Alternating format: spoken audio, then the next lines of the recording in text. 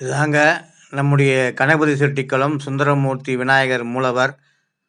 இந்த மூலவரை அந்த இடத்தில் வைப்பதற்கு இருந்த ஒரு சிறிய கோயிலை இடித்து அதன் பிறகு கற்கோயில் கட்டி அதன் மேலே அந்த மூலவர் இருக்க இடத்தில் தங்கத் தகடுகளை பதிக்க வைத்து மாபெரும் கலசங்கள் ராஜகோபுரம் எழுப்பி இப்படி சிறப்பாக இந்த கோயில் வருவதற்கு பல பேருடைய உழைப்பு காரணம்.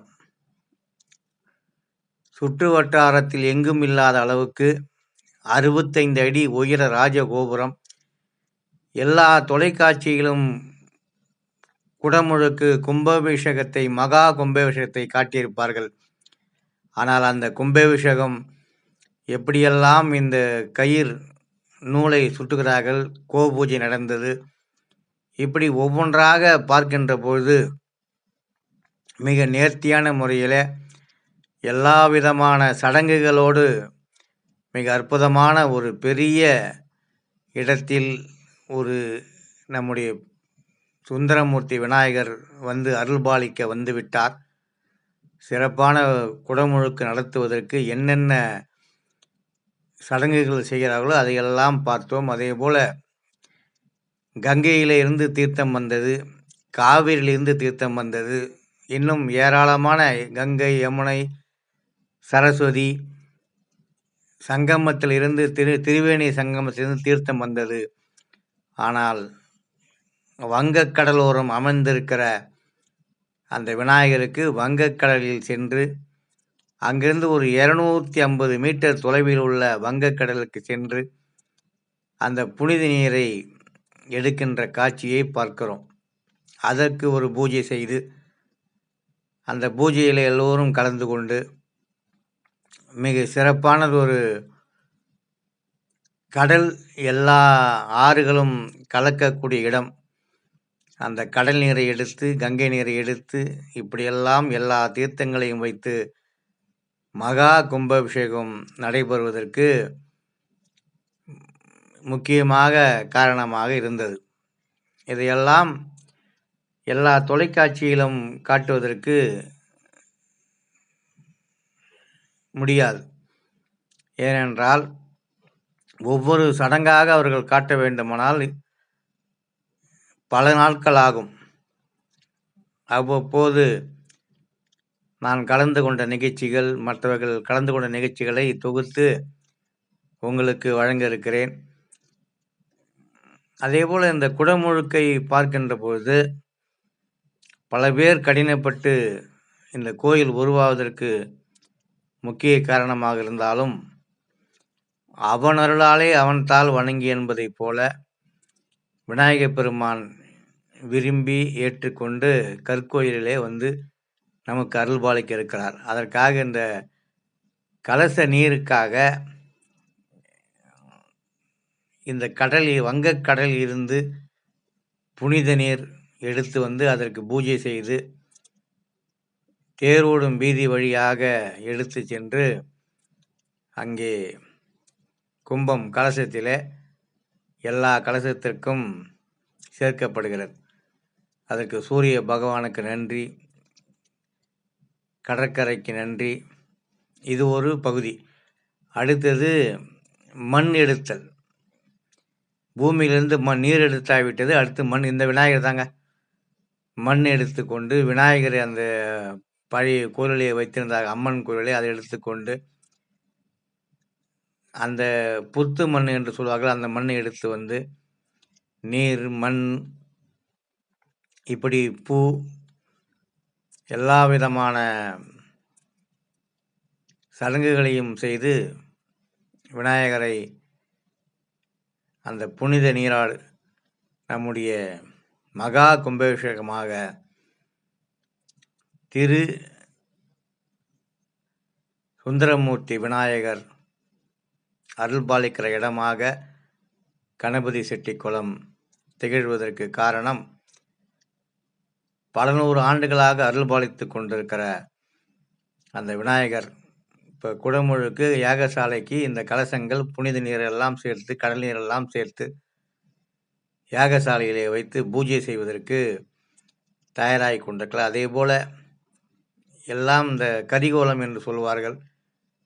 புதிதாக வந்த சிலைகள், கலசங்கள், ராஜகோபுர கலசம், மணி, மூலவர் விமானத்தில் வருகின்ற கலசம், இப்படி சிறு சிறு தெய்வங்கள் கலசம், அதேபோல் நவகிரகங்கள்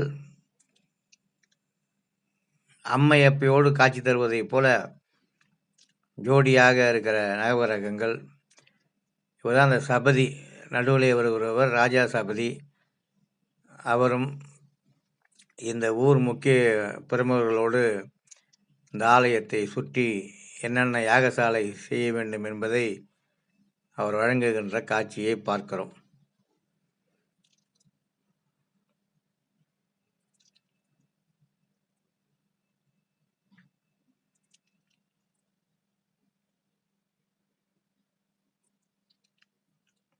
அந்த மண் எடுக்கிற சடங்கை இப்பொழுது பார்க்க இருக்கிறோம்.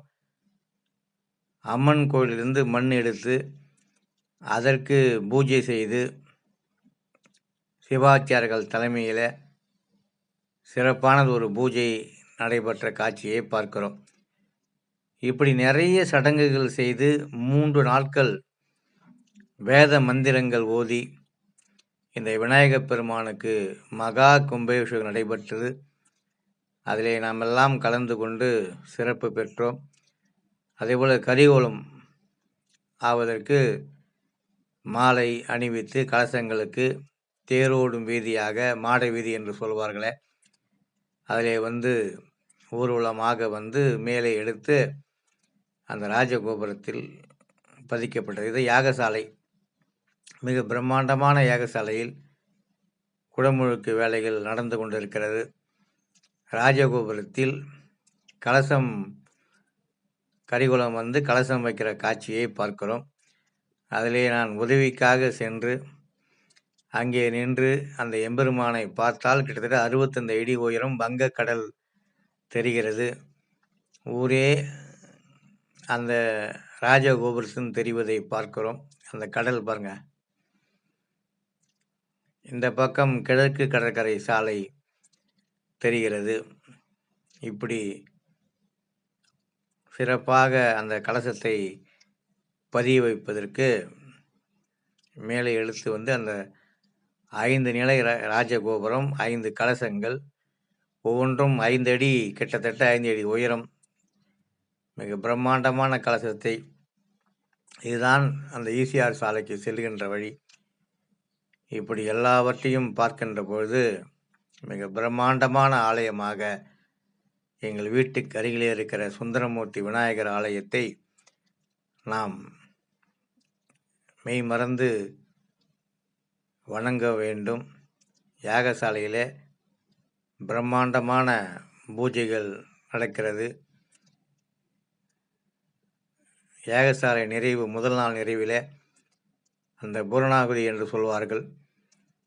அதிலே பட்டு வஸ்திரங்கள் வைத்து வேள்வி நிறைவு செய்கிறார் பட்டாச்சார்.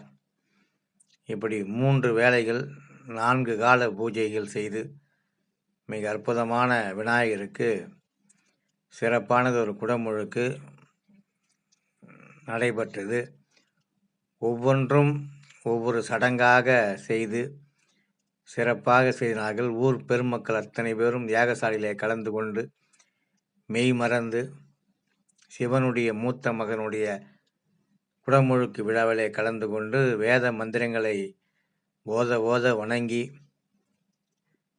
இந்த குடமுழுக்கு நன்றாக அமைய வேண்டும் என்று ஒவ்வொருவரும் வேண்டிக் கொண்டார்கள். ஊர் முழுக்க இதே போல வாழை மரங்கள் வரிசையாக கட்டி சிறப்பாக நடைபெற்ற அந்த குடமுழுக்கிலே நாமும் கலந்து கொண்டோம். அந்த பாக்கியத்தை கொடுத்த இறைவனுக்கு நன்றி சொல்ல வேண்டும்.